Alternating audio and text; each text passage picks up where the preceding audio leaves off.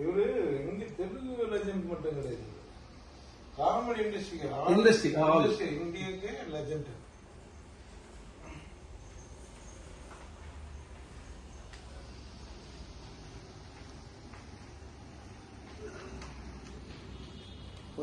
அது மட்டும் video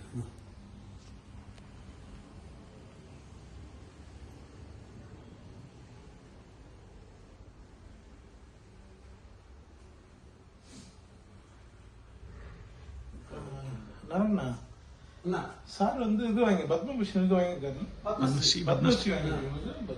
next Ravi காருக்கு பத்மபூஷன்.